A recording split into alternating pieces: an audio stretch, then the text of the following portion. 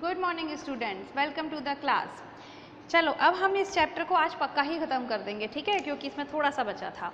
तो कल हमने बहुत इंपॉर्टेंट चीज़ें पढ़ी थी, याद है? कल हमने बहुत सारे इंपॉर्टेंट टर्म्स पढ़े थे। फिजिकल कैरेक्टर्स क्या होते हैं, इनहेरिटेंस क्या होता है, एक जनरेशन से दूसरी जनरेशन क्या उसको ट्रांसफ़र जब होते हैं कैरेक्टर्स, तो उनको हम इनहेरिटेंस कहते हैं। और ऐसे कैरेक्टर्स को या ऐसे फीचर्स को क्या कहते हैं? हेरिडिटरी फीचर्स कहते हैं, हेरिडिटरी कैरेक्टर्स कहते हैं। और जो हम जो ऐसे रिजेंबल करते हैं अपने घर वालों के साथ, उसके वो किसके कारण होता है? जीन्स के कारण होता है ना। ये सब मैंने आपको बता दिया था। अगर जो बच्चे वापस से रीडिंग करेंगे घर पे बैठ के ढंग से, उनको बहुत मज़ा आएगा पढ़ने में।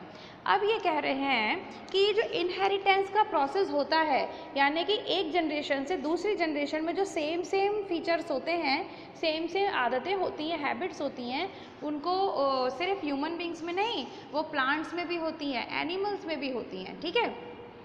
तो सबसे पहले एक जो साइंटिस्ट थे जिनका नाम था ग्रेगोर जॉन मेंडल, ठीक है, आपकी बुक में लिखा हुआ है Gregor, GREGOR, Gregor, JOHN, John, and Mendel, MENDEL। Gregor John Mendel जो थे, सॉरी जोहान था इनका नाम, जॉन नहीं, जोहान, ठीक है। तो ग्रेगोर जोहान मेंडल जो थे, इन्होंने सबसे पहले इस बारे में बताया था, JOHAN या double N. He was the scientist, सबसे पहले जिन्होंने ये बताया था, ठीक है। और इन्होंने बहुत सारे, आप जब बड़े हो जाओगे तब इस बारे में ज़्यादा पढ़ोगे आप, जब आप नाइन्थ में आते हो, टेंथ में पढ़ोगे आप इसके बारे में, अभी तो नहीं। तब आप देखोगे कि इन्होंने जो मटर होती है ना, मटर, उसकी बहुत सालों तक, 7 साल तक उसकी स्टडी करी थी, बहुत सालों तक। उसके बाद इन्होंने ये बताया था कि एक जनरेशन में जो फीचर्स होते हैं, उनकी जो हैबिट्स होती हैं या उनके जो भी गुण होते हैं, वो दूसरी जनरेशन में आते आते जाते हैं, चाहे वो जानवर हो, चाहे वो प्लांट्स हो, चाहे वो ह्यूमन बींग्स हो, सब में ऐसा होता है, ठीक है। उसके बाद हमारे अच्छा, जो ये मेंडल थे, इन साइंटिस्ट को क्या कहा जाता है? Father of genetics. क्योंकि मैंने अभी आपको क्या बताया था? जीन्स होते हैं हमारी बॉडी के अंदर, बताया था मैंने कल, ठीक है। अब जीन्स वो होते हैं जो हमारी बॉडी में जो मैंने आपको क्या बताया था कि जो हम रिजेंबल करते हैं अपने घर वालों से, हमारे जो कैरेक्टर्स होते हैं, हमारे जो फीचर्स होते हैं, गुण होते हैं, वो किसके कारण होते हैं? जीन्स के कारण होते हैं। अब जिस चीज़ में, जिस सब्जेक्ट में हम इन जीन्स की स्टडी करते हैं, उसको कहा जाता है जेनेटिक्स। तो जैसे आप EVS में स्टडी करते हो ना, साइंस में, जब आप बड़े हो जाओगे तो EVS साइंस बन जाता है। साइंस में आप अपनी बॉडी के बारे में पढ़ते हो, है ना, आप मशीन्स के बारे में पढ़ते हो। तो ऐसे करते करते करते बहुत देर, जब आप बड़े हो जाओगे, कॉलेज में आ जाओगे, तो जिस साइंस के अंदर आप जीन्स के बारे में पढ़ोगे ना, उसको जेनेटिक्स कहते हैं।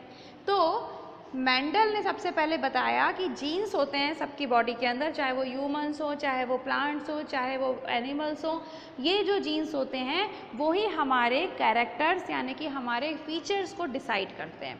ये किसके अंदर कौन सा जीन है? अगर आपके अंदर लंबी हाइट वाले जीन्स प्रेजेंट हैं तो आप लंबे हो जाओगे। अगर आपके अंदर लंबी हाइट वाले जीन्स नहीं है तो आपकी हाइट लंबी नहीं होगी, जितना मर्जी लटक लो, ठीक है। इसी तरीके से कोई गोरा होता है, कोई सांवला होता है। क्यों? अब जैसे मैं सांवली हूँ तो मेरे अंदर सांवले वाले रंग के जीन्स हैं। कोई दूसरी लड़की या कोई दूसरी लेडी जो गोरी होगी, उसके अंदर गोरे वाले कलर के जीन्स होंगे, है ना, वाइट कॉम्प्लेक्शन या लाइट कॉम्प्लेक्शन जिसे कहते हैं। तो ये जो जीन्स होते हैं वो हमारी बॉडी में प्रेजेंट होते हैं हर चीज़ के लिए। मेरी वॉइस पतली है, किसी की वॉइस मोटी है, मैं पतली हूँ, कोई मोटा है, कोई लंबा है, कोई छोटा है, कोई गोरा है, कोई काला है, मेरे बाल कर्ली हैं, दूसरे के बाल स्ट्रेट हैं। हर चीज़ के लिए जीन्स, अलग अलग जीन्स प्रेजेंट होते हैं हमारी बॉडी के अंदर। करोड़ों करोड़ों करोड़ों जीन्स प्रेजेंट होते हैं, ठीक है। अब उन जीन्स की स्टडी करना इतना आसान नहीं है। उसकी स्टडी करने को हम क्या कहते हैं? जेनेटिक्स कहते हैं। और सबसे पहले जिन्होंने स्टडी की थी जीन्स की, वो थे ग्रेगोर जॉन मेंडल। और इसीलिए इनको क्या कहा जाता है? ये कहा जाता है इनको फादर ऑफ जेनेटिक्स, ठीक है, फादर ऑफ जेनेटिक्स कहा जाता है इनको, ठीक है। आ गया समझ में? अब next doctor Hargobind Khorana was an Indian American scientist. हमारे देश के एक साइंटिस्ट थे हरगोविंद खुराना, वो अमेरिका में रहते थे, अमेरिका में पढ़े बड़े होंगे, और वैसे वो इंडियन थे, लेकिन उनको नोबेल प्राइज़ मिला था इसलिए क्योंकि उन्होंने जेनेटिक कोड इसी चीज़ की स्टडी की थी। वो भी अपने इंडिया के थे और उन्होंने भी इसी तरीके की कुछ स्टडी की थी। ठीक है, अभी जेनेटिक कोड तो आप नहीं समझोगे, बट आप ये समझ लो कि उन्होंने भी जेनेटिक्स के बारे में ही, जेनेटिक्स की ही स्टडी की थी, इसी वाली सब्जेक्ट की स्टडी करी थी। ठीक है, और इसके लिए उनको नोबेल प्राइज़ दिया गया था। कि और उन्होंने सबसे पहले एक आर्टिफिशियल जीन बनाया था।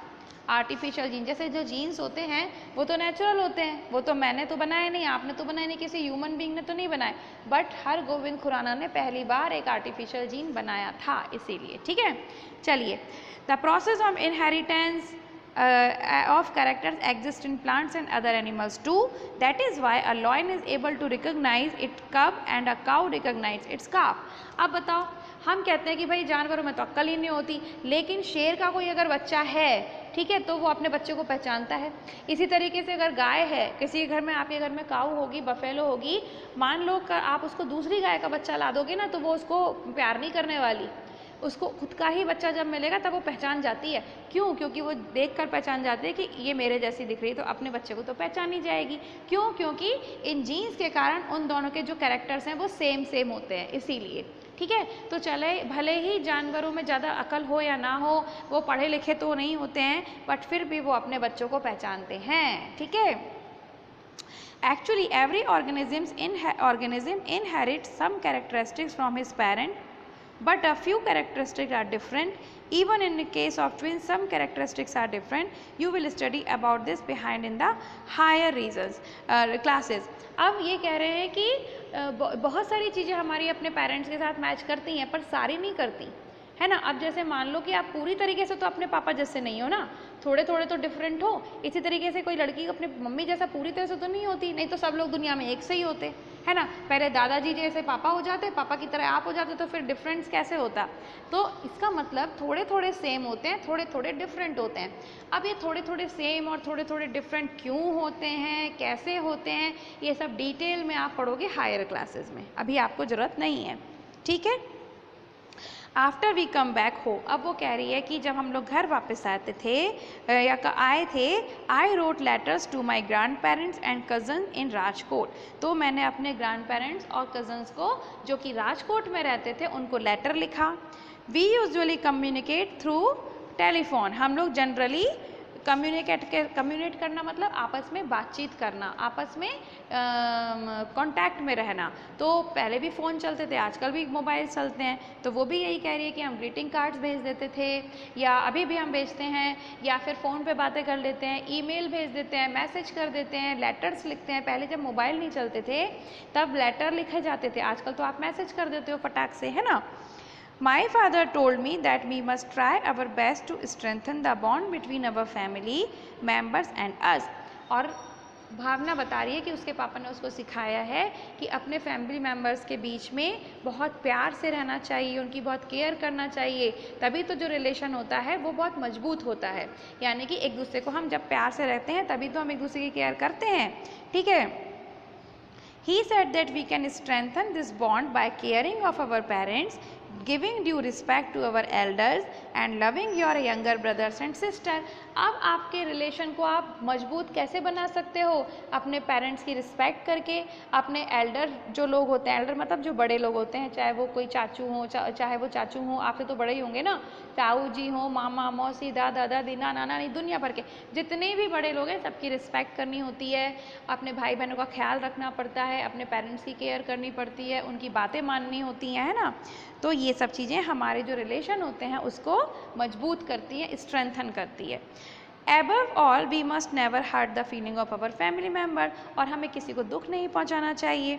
वी शुड चेरिश दैम, हमें हमेशा उनको खुश रखना चाहिए।